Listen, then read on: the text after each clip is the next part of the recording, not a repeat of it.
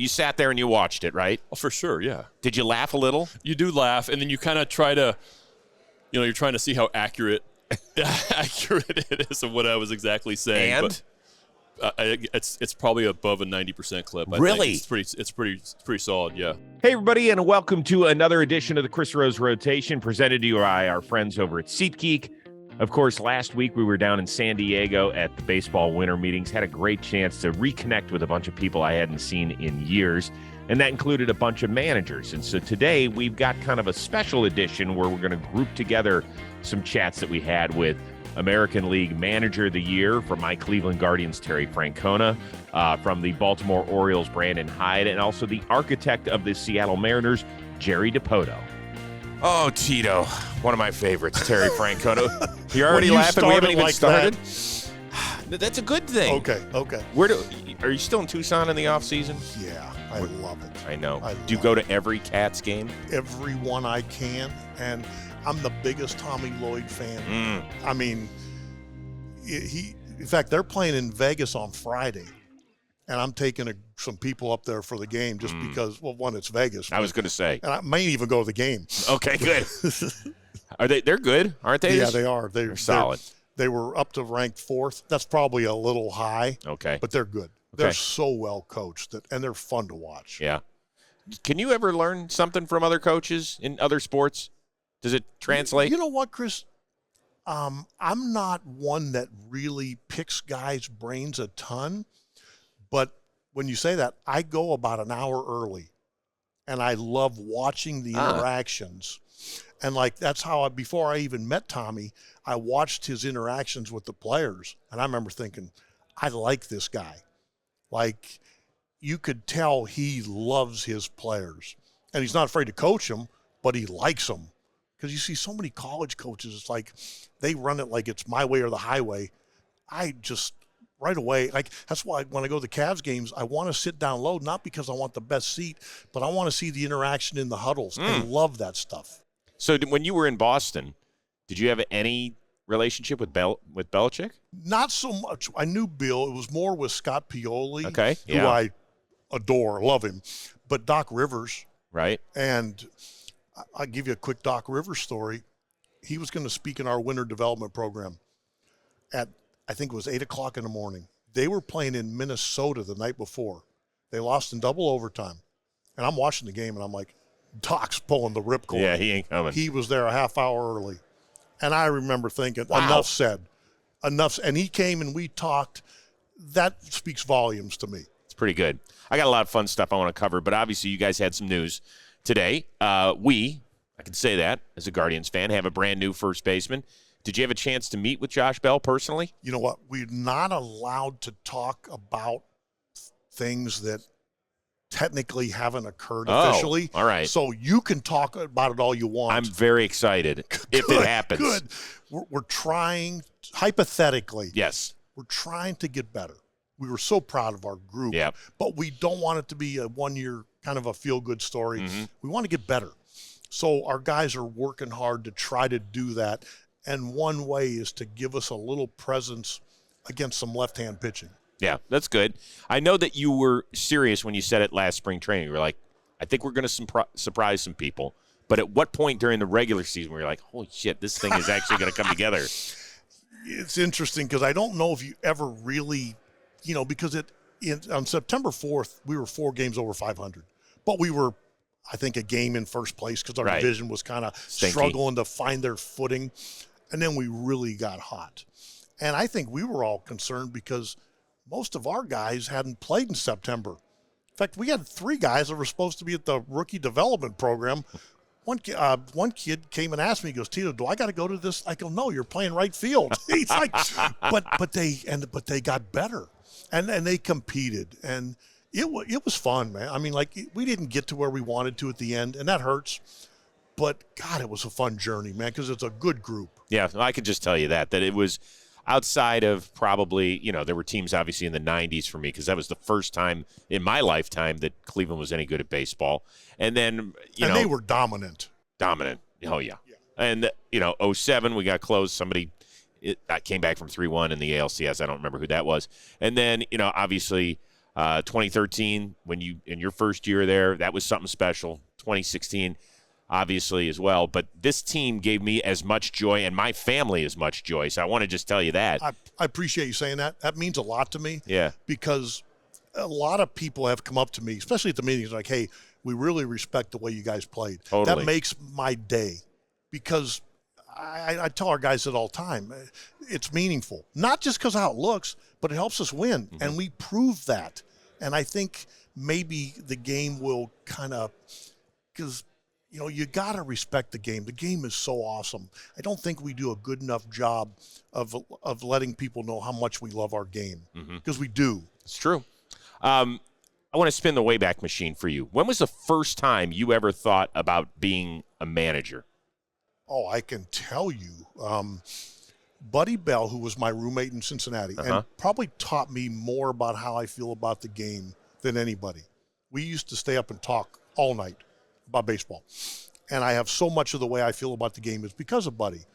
And he retired and took a job with the White Sox. And he asked me in the winter, he goes, you want to coach or manage? And I said, Buddy, I said, I had my knee reconstructed. I had my shoulder operated on, I had my wrist operated on, and I worked really hard. I want to go to spring training, just see if I can do it. Well, I couldn't do it. Got released. I went home, and he called. And he goes, you ready? And I go, you better believe it. I was taking a night class for real estate. Oh, I took the books to the teacher. I said, hey, man, nobody's going to buy a house for me anyway. I said, give these to somebody. I left the next day for Sarasota, and it was the day I got there, I was like, I love this. Like, it was perfect.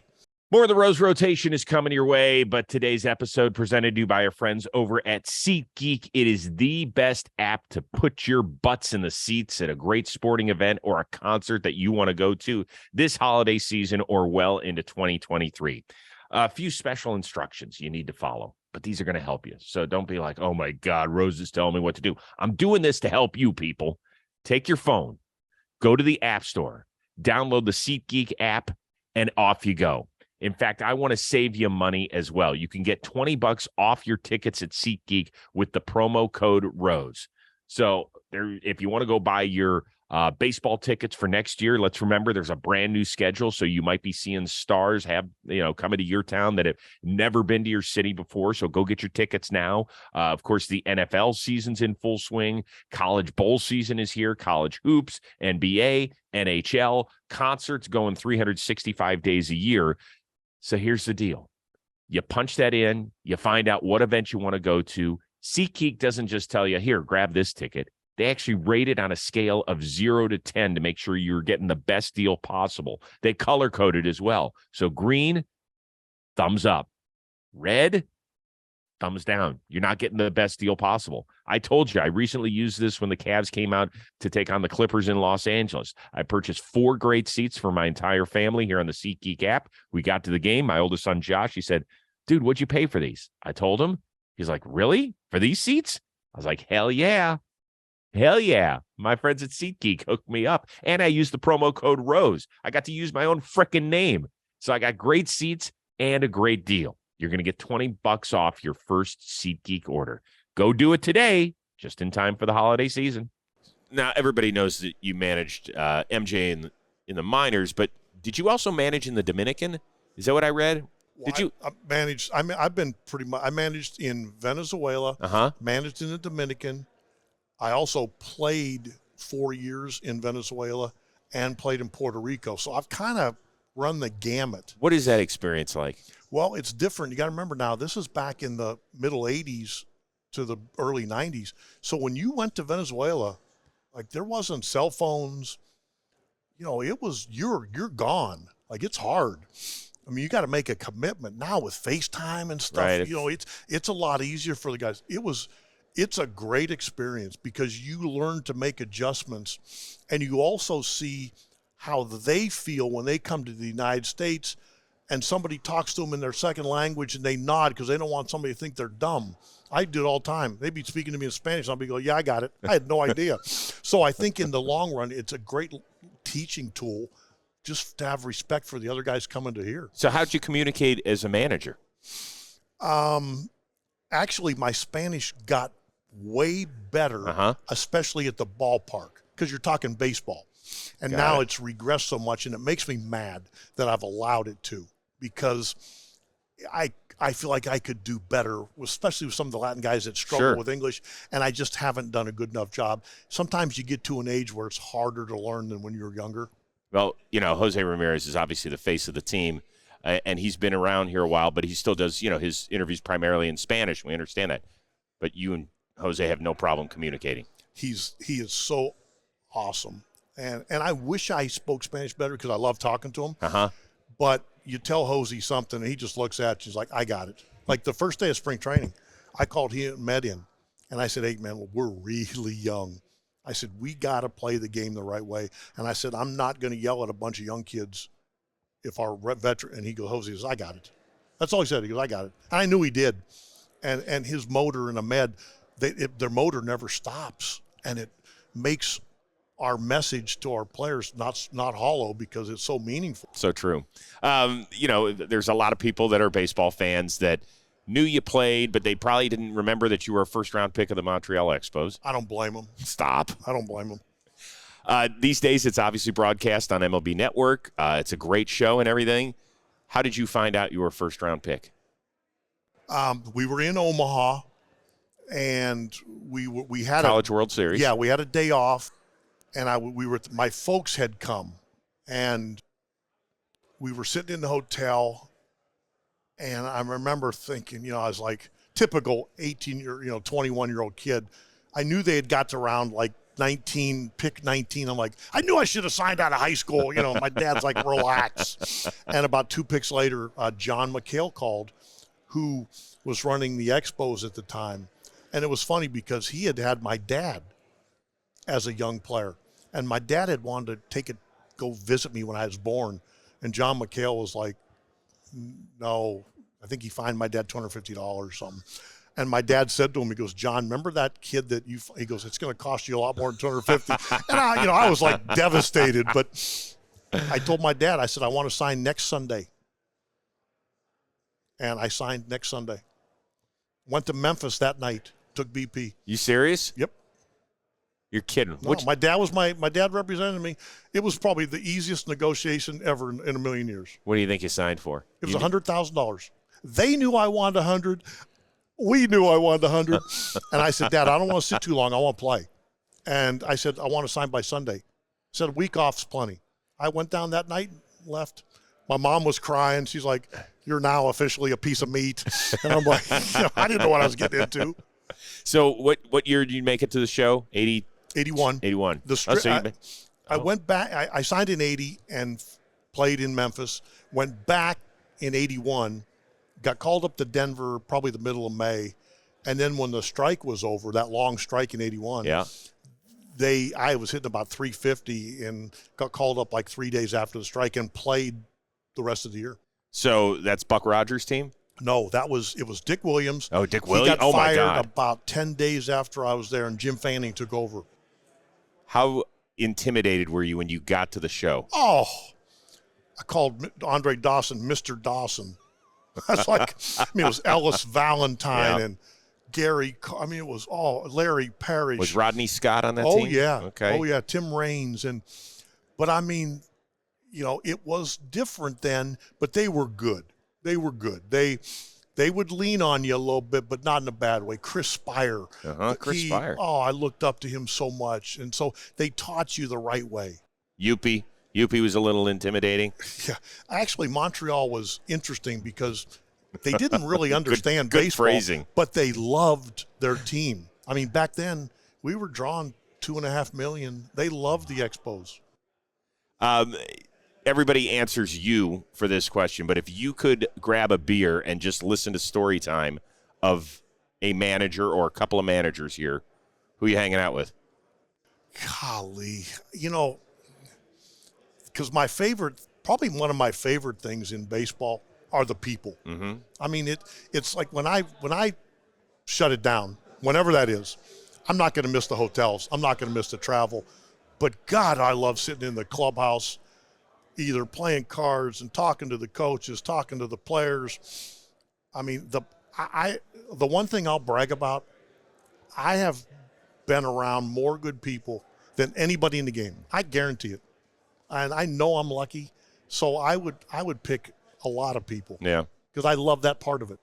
You know, obviously it's been well documented about your health, and this year, thankfully, you made it through the season and you had such a good run.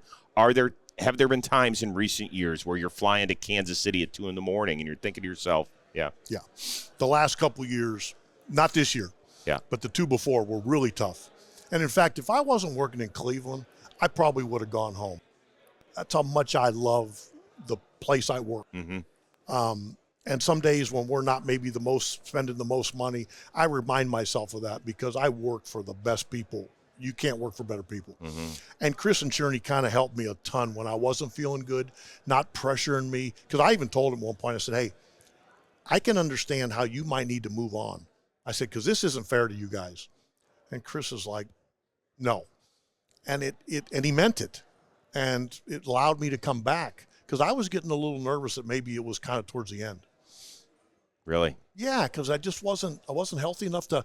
You got to do the job right. Sure do. And I feel like I was putting way too much on the coaches, and I probably still do, but they're so good and they allow me to get off my feet sometimes. And DeMarlo and Carl and Sandy and Sarby. I mean, the guys, they help me survive, or I wouldn't be able to do it. It's interesting because you started your big league managerial career in Philadelphia. And I know it wasn't super easy for you.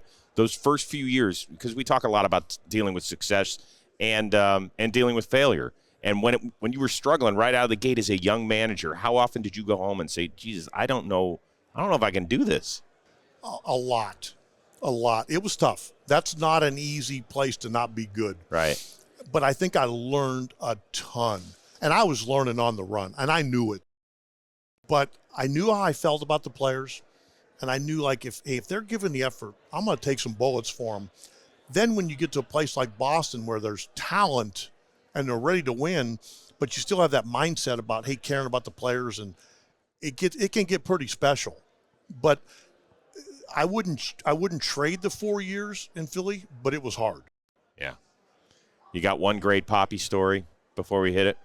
I got a lot of great Papi stories. I mean, you got one? When I first got there, he was kind of a go-to guy. And I didn't know him before I got there. But if, like, Manny did something, Dave would say, I got it. Okay. I mean, when you start to trust people like that, and that team was like Johnny Damon, like, oh, my God. I mean, like, he would crash into the wall.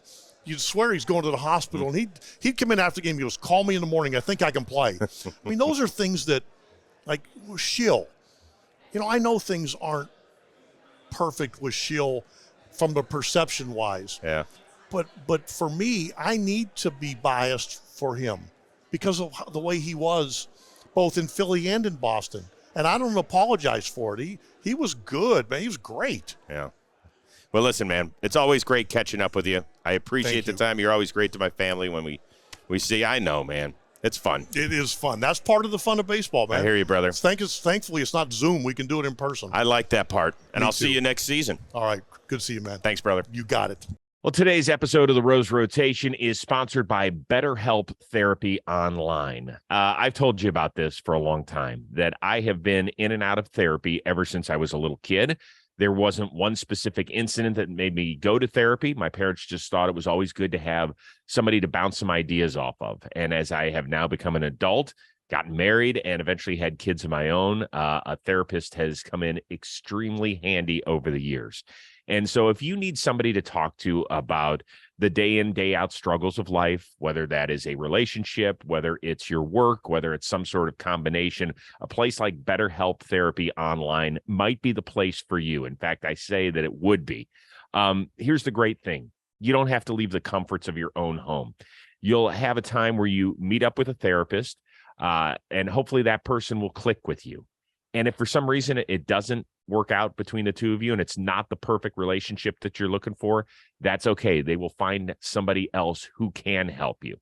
And these are professionally licensed and vetted therapists. It is 100% online. It makes sense in terms of convenience. It makes sense in terms of your pocketbook as well.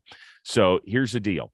We want to save you 10% on your first month at betterhelp.com/rotation. That is BetterHelp, HELP.com/rotation. You're going to get 10% off your first month. And here's the deal. We all deserve to be happy. And if somebody can unlock certain thoughts and beliefs in your brain and make you get pointed in the right direction, you deserve to smile a little bit more. It's particularly helpful throughout the holiday season. So once again, this is BetterHelp Therapy Online. Go make that call today. Brandon Hyde of the Baltimore Orioles. We were just chatting right before we came on. And what did your son say about this place? Son and all his friends, yeah, big Jomboy fans. They love to see my post-ejection, I guess it would be the recap. Mm-hmm. Yes. Yeah, I'm not a huge fan. But Come on now. You have to think about that because, unfortunately, there's so little to argue between managers and umpires these days because of replay and everything else. You have to at least get one good one in a year. Well, I think I've gotten a few in. Yes. Unfortunately. It's funny is when that happens, all of a sudden all your buddies from home and my son and random people or text you the tweet and the whole video. So you get to see it plenty of times. Yeah, so you sat there and you watched it, right? Oh, for sure, yeah. Did you laugh a little? You do laugh, and then you kind of try to, you're trying to see how accurate it is of what I was exactly saying. And? But it's probably above a 90% clip. I really? Think. It's pretty solid, yeah. I don't know where Jimmy is. Jimmy, I have no idea. He gave you a 90% clip positivity on the lip reading. There's been some where we're like right on. Like there was one in. He's a tough one to do? There was one in Boston, like my first year managing in 19, early in the season. I didn't even know about this, and all of a sudden I'm getting flooded with what he did. And I'm like, oh, my God, he, like, seriously knows every word I'm saying. The lip reading's amazing. It's pretty good. And it's mostly bad words, so it's not great for me. He should work for the government, not open his own business. Let's be honest. I think he's doing fine. He could. Yeah, actually, that's a better call. Better call. I'm curious. When was the first time you thought about, like, I could be a manager? Like, you were a ball player growing up. Yep.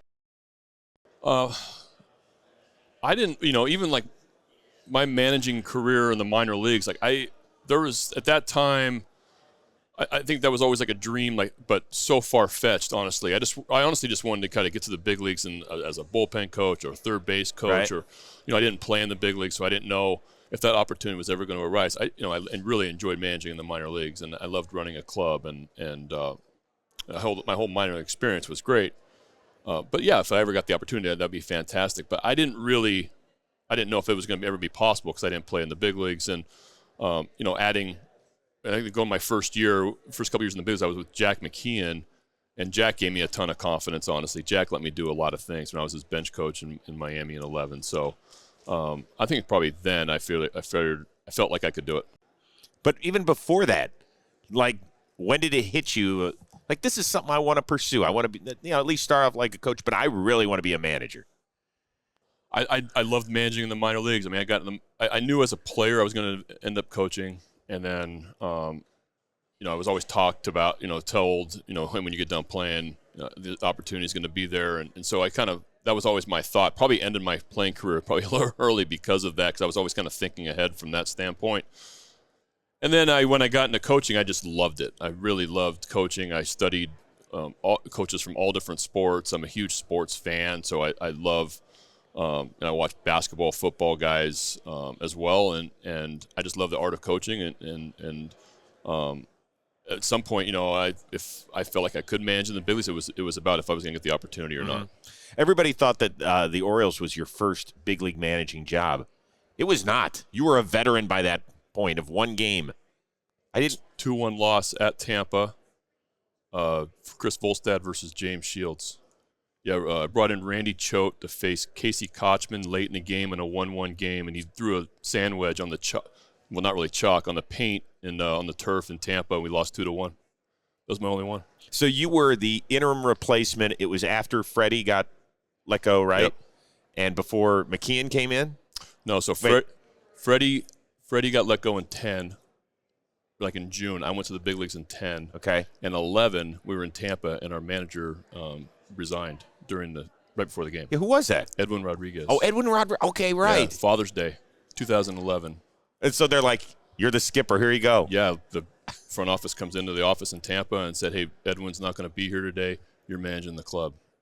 It was like 3 hours before the game. And your reaction was? Well, it was just like, what happened to Edwin? I didn't know. Nobody gave me a heads up. I mean, he didn't give me a heads up that was going to happen. So I was just doing my normal pregame, routine of getting ready for a game as his bench coach, and all of a sudden he's not here. So thrown into it.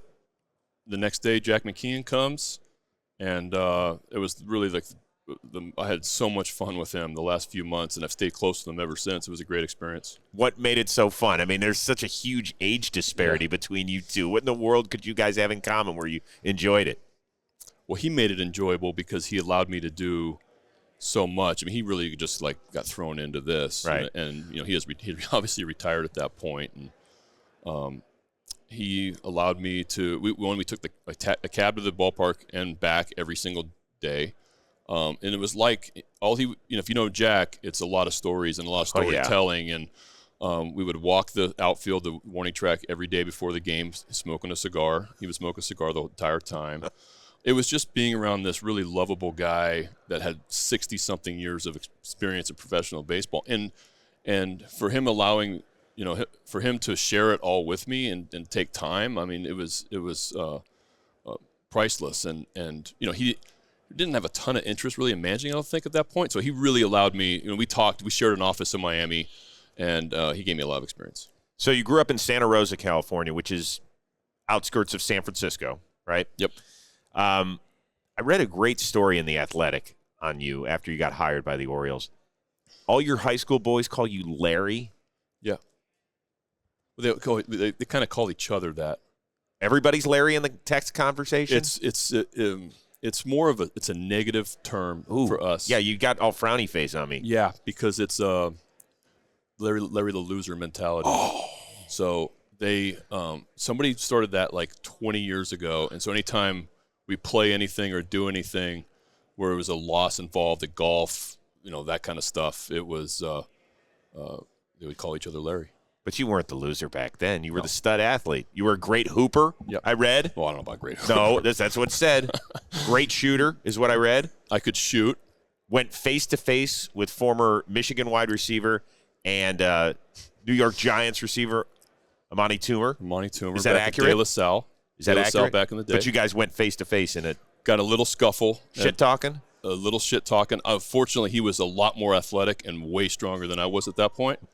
And he was going to Michigan as a wide receiver. They had a really good team. De La Salle was a powerhouse. Yeah. There was good Bay Area basketball then. Jason Kidd, St. Joe's was really good. Bishop O'Dowd was always really good. The Barry brothers at De La Salle. So it was Drew Barry, Brent Barry, Amani Toomer. So it was good basketball back then. So you went against Jason Kidd? Yeah, in the Northern California semifinals in Oakland Coliseum. Did you ever D him up one-on-one? Jason Kidd went for a triple-double against us, almost quadruple-double. We lost by, I think, around 20. Okay. But they blew out everybody the rest of the way worse than us. But we knew about Jason Kidd. Jason Kidd, growing up back then, you knew about Jason Kidd from the time you were 14, 15 years old. It would be, if he was social media now, it would be like how LeBron is and all these guys. He was coming out of high school. This guy was sold out. They couldn't play in their high school gym. They had to play in college gyms because it was so many people. And it was a sight to see. But he was fun to play against because he was so good. All right, so did you grow up a Giants or A's? Which Giants one? fan. Okay. Big Giants fan growing up. Niners? Big Niners fan and Warriors. Giants, Niners, Warriors back then, yeah. Okay, so you were Warriors during Run TMC? Run TMC. Mullen was my guy. Oh, Chalk. Yeah. Okay. Yeah, really shoot it. Still a Warriors guy? Still a Warriors guy. I live on the East Coast now, so it's tough to stay up, but I watch as much as I can. Okay. Yeah, love Steve Kerr. Love what they do over there. Have you had a chance to interact with any of those guys? Really cool is that we had a kind of a Zoom meeting between the Warriors front office and coaching staff and ours during COVID time. Oh, nice. That was a big thrill for me, honestly, just to interact with the Warriors guys. Yeah, I mean, you told them that you're a big Warriors guy, of course. I think I did. No, sure. come on. Well, I had a buddy that played at University of Arizona with Kerr. Oh, who's that? His name is Craig McMillan. He's actually the junior college basketball coach in Santa Rosa. Uh-huh. And the Sean Elliott years, Sean Elliott, Anthony Cook, Steve Kerr, Eric Lute Olson days at Arizona. So we had a Kenny guy, Lofton off the bench, Sean Rooks. So Craig was a starter, was the other guard for Arizona at that time. He was from Cloverdale, so he's a little bit older than me, obviously, but know him very well. Nice. Yeah. Don't forget about Jed Bushler. And forgetting one, he's on radio in San Francisco right now. Tom Tolbert. Tolbert. My guy Tolbert. Yeah, Tolbert's there. He's a knucklehead, dude. They had a ton of NBA guys in that team. Isn't that crazy? That's a crazy, That's a good talented squad. team. That's a good squad. Your Orioles, one of the great feel-good stories this year, but it was hard for you to get to that point personally, right? I mean, a couple 100-loss seasons. The 2020 wasn't nearly as difficult, but it was a shortened season. Was there ever a time, we talk about a lot about successes and failures on this show, was there ever a time during those first few years where you're like, shit, can I manage? Yeah. Yep. There's no doubt. It wasn't if I can manage. It's like when you're going, especially when you're doing it in our division, the AL East, right? And you're playing the teams that you play, almost 80 times.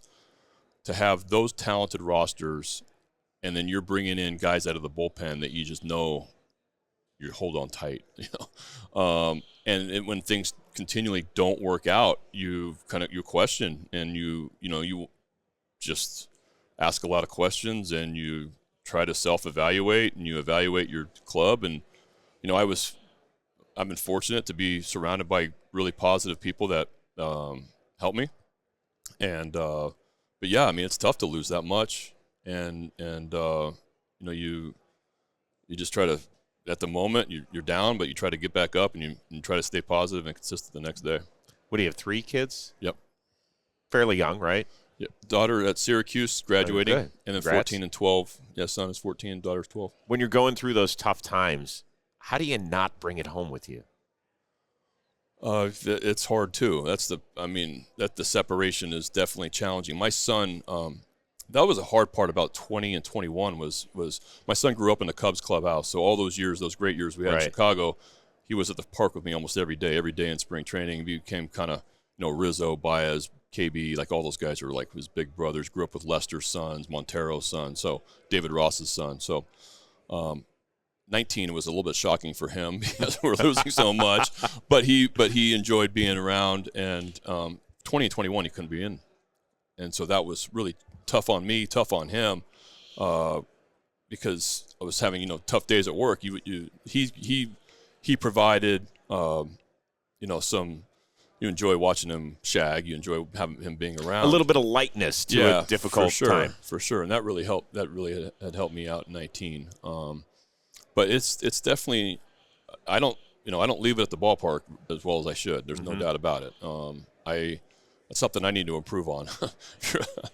I need to be able to move on to the next day. I tend to watch the game over. Oh, yeah. Really? Yeah, a lot. I watch the game over. It's still fresh, especially when you go on the road and you're in a hotel and they replay almost every place you go. There's a replay of the game at midnight. Yes, that's true. Well, I'm guilty of watching that a lot most nights, and so because you just start seeing things that you didn't see from the dugout. Interesting. So, yeah. I probably could do a better job with that. Well, as I said, you guys were such a great story last year. Why shouldn't we be surprised that it continues in 2023? Is it because this team is so young and up and coming, and there's guys, gunners right here, and you got guys that are on the precipice of breaking through? I mean, because you look at the rest of the AL East, and we're like, okay, Baltimore's a cute story, but, man, there's some power. Oh, no, there's doubt. I mean, there's going to, it's going to be 4 teams that are going to get better. And we know that.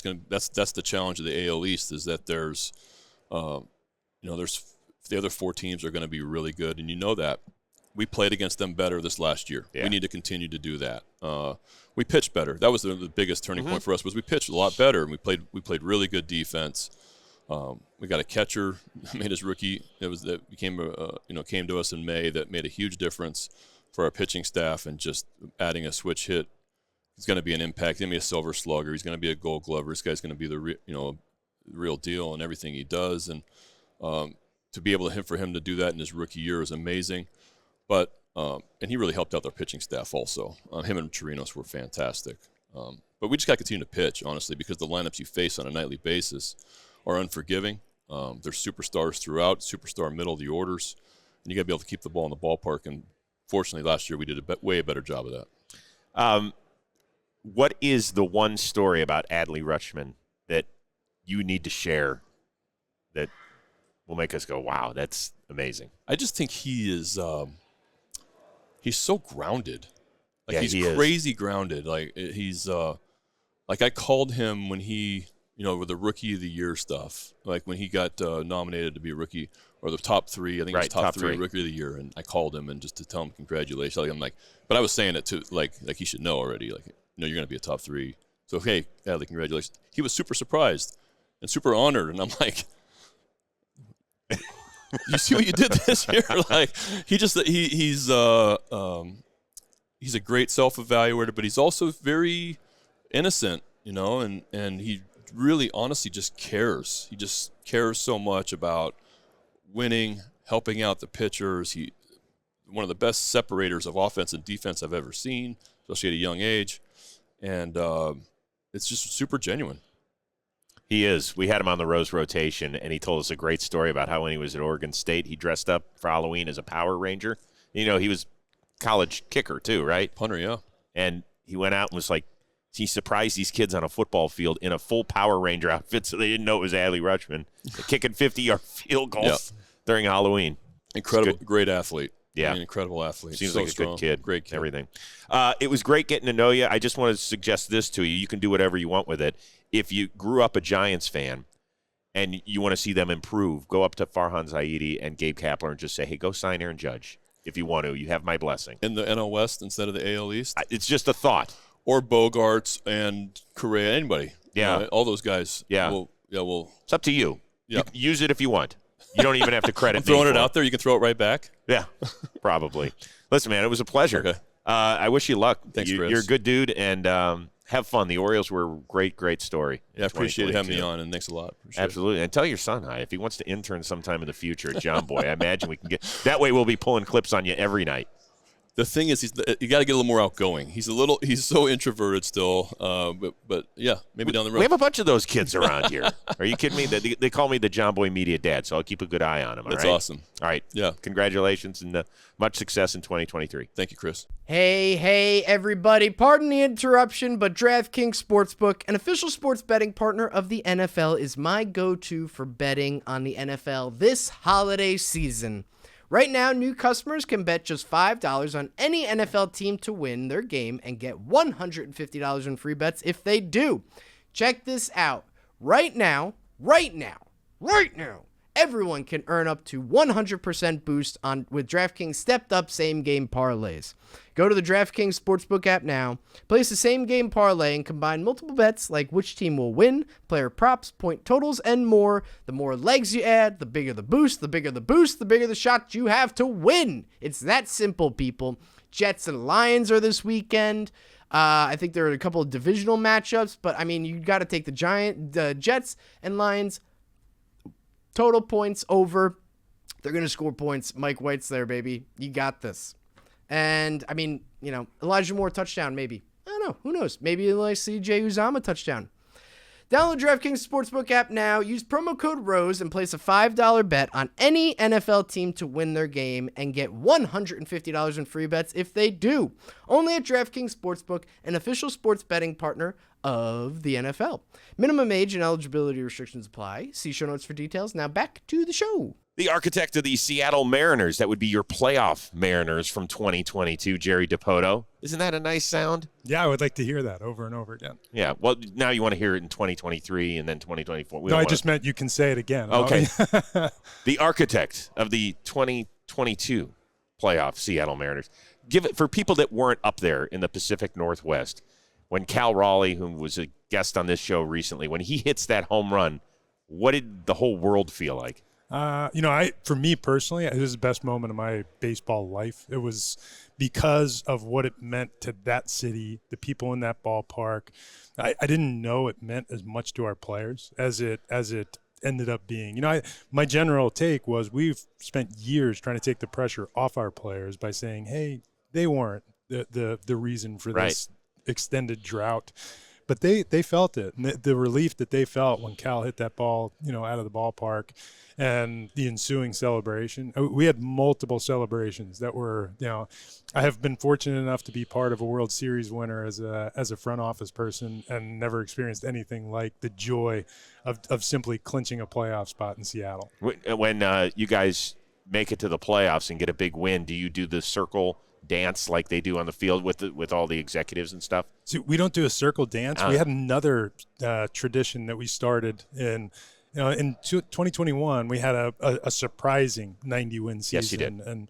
And maybe one that wasn't quite as sustainable. But while we were in that season, it was so fun winning those improbable games where we would come back late, or our bullpen would do magical things, and we'd get the key homer in the 8th. And we started a tradition of circling up the coaches, front office people, and what I would call the support group to the players. And we would have we had little thimbles, a trophy cup, and we had number 1 written on the cup, and we would pour a shot of Fireball, and everybody would hop in the middle and throw back their shot and start hopping up and down. So, dude, what am I, a sophomore back at VCU now? Exactly back in right. the day? The players started calling it the fraternity. Before long, a couple of players started to trickle in, and then it became a little bit more of a party. I like that. Yeah. I'm digging it. When people see Jerry Dipoto's name on their caller ID, other GMs, team presidents, do you think they hit decline because they're afraid to deal with you? I think they say, oh, it's on. And some may think, oh, what am I going to get from this idiot now? And others may think, oh, God, it's him again. But it's fun. Part of the reason why we're able to make as many moves, trades as we do through the years is you build relationships. And, I've been doing it a fairly long time now. And there's so many guys, that do what we do that I enjoy talking to. And I'll pick up the phone and call them socially. So they may not know I'm looking to come for their firstborn, but, it happens more often than not. Have you ever consummated a deal, finished it, and then said, did I really just do that? No. It's to the point where you get, nervous. Is that the right move? Is it the wrong move? Early in my career doing this, the very first trade I ever made was one of the biggest trades that I was ever, a part of. I was the interim general manager in Arizona in the summer of 2010. I had been a general manager for 3 weeks, not even. It might have been 2.5 weeks. And we traded Dan Herron to the Angels for a package of 4 players, including Patrick Corbin, Tyler Skaggs, Joe Saunders, and at the time, Dan Herron was near the top of the pitching pool. He was certainly the best player. I thought the best pitcher available in that market, and that was it was harrowing. You felt nervous being the one at the driver's seat when you were making a deal of that magnitude, and maybe doing that deal right out of the chute as a trade maker was the one that got me over the hump and sent me careening toward the madness that you've seen since. So yeah. So you're it's perceived fun. as you like being perceived as that guy. Sometimes we play it up, because I'll just shoot a text to another GM. Hey, let's make a trade. But we have fun with it, and a lot of others around the league will have fun with it, and it's something of what we do. It's how we've built our team, and I'm proud of it. And we've made some duds along the way. Yeah, but come on. When you fire your shot enough, you're going to have some great ones. You're going to have some that don't work out. That's the nature of the business. You must be a hell of a fantasy football player. In the day, I have not played fantasy football since the day job, started becoming a little too cumbersome to manage it. But I loved playing as a player. I mean, did you pull off trades like this too? Oh yeah, we would do crazy stuff. Okay, it was great. Actually, my very first.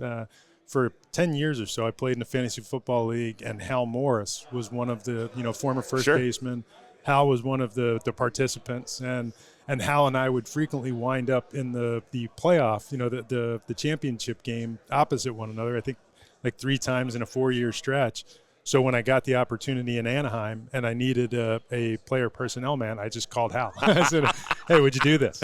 And he did, and we were better for it. Hey, listen, I know your time's short, but I want to get on this. You you guys made the trade for Kolton Wong with the Brewers, so you figure you've got a really good glove guy at second base that can play. You got one at shortstop in JP. We had heard that you guys might be in on a Trey Turner or guys like that. Does this slam the door shut on those shortstops that are out there? Yeah, our middle infield will be Kolton Wong and Dylan Moore, along with J.P. Crawford. And, there are a lot of different ways that you can go to create advantage with a team. And Kolton was a target of ours. We tried to sign him as a free agent 2 years ago when he signed with Milwaukee. I think we finished second in that deal. And we pursued him last year at the trade deadline. He was not available. We couldn't get to him. And then we connected with the Brewers before. We feel like he fits our team because he allows us to amplify the other players and what they do best. It particularly gives Dylan Moore a chance to exercise his skill set. And between the two of them, it's a very sneaky combination of players. Between he and Kolton Wong, you look up, and I think their productivity is going to be a little surprising to people offensively. And we think they're both Gold Glove quality second basemen.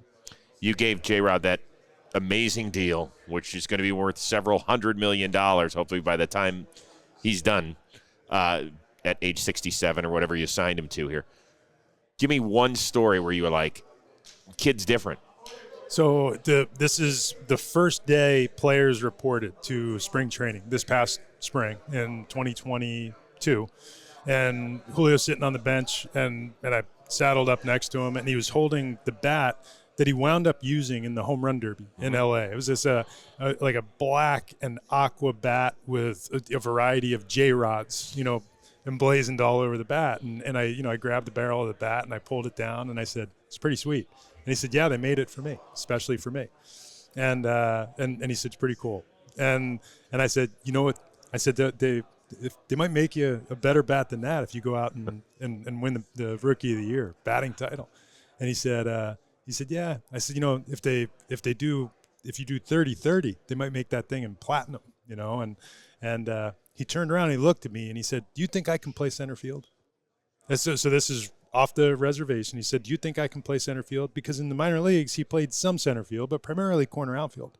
And that's always what we projected him as. And I said, unfortunately for you, I do, because I saw the video, because I know he's trying to use it as a motivator. He said, "Well, I thrive when people tell me that I can't do something." I said, "Okay, I don't think you can win the Rookie of the Year. And I'm pretty sure you can't go 30-30. And he said, "It's on." And he went out and he won the Rookie of the Year. And if not for, a late season back issue that he had to deal with, I think he would have hit 30-30. He's a remarkable player. He's a great human being. I know. And he's still not 22 years old. There's so much in front of Julio, and we've only seen him scratch the surface. Yeah, we're so fortunate that we have him in this game. We were all there with Jomboy Media at the Home Run Derby, and the place just jumped. Yeah. When he got out there and did his thing, everybody's like, this is the moment. This is the moment for him, and he hasn't stopped, and he won't stop anytime in the near future. Before you go, I just want to let you know that when you came up with the then Indians in the early to mid-'90s, I was one of the guys cheering for you. I'm Cleveland guys. You are a Cleveland guy. Through and through. I still love going back. I will go on every road trip to go back to Cleveland. And, it's funny. Yesterday I sat down for coffee with Travis Sawchuk, who's also, an Indians guy, an old-time Indians guy. And, those he asked me about the day that I was traded from the Indians. This is for Jeremy Burnitz. Yes. And I was in Puerto Rico. This was during the player strike in '94. I was in Puerto Rico trying to regain innings from what was a missed season for me, or roughly a missed season. And I never heard from the Indians because this was pre-cell phone. I didn't have a phone in my apartment. And I found out I was traded by watching ESPN and seeing No it way. come up. Yeah, and a week later I flew home and I spoke to Joe McIlvaine from the Mets, and it's just funny how different it is now. And that was how I found out, was by watching ESPN. Watching the TV. We've come a long way. Yes, we have. Now you find out on trade rumors or Twitter. It's unreal. Hey, continued success. It was great to see, and your organization has been really good to us here at the Rose Rotation. Your entire crew out there, Adam and his guys. So keep it up. You got good people up there, really talented, and I'll be really interested to see you in Houston battle atop the AL West coming up. Should be fun. Thanks, Good seeing Chris. you, Jerry. Appreciate it.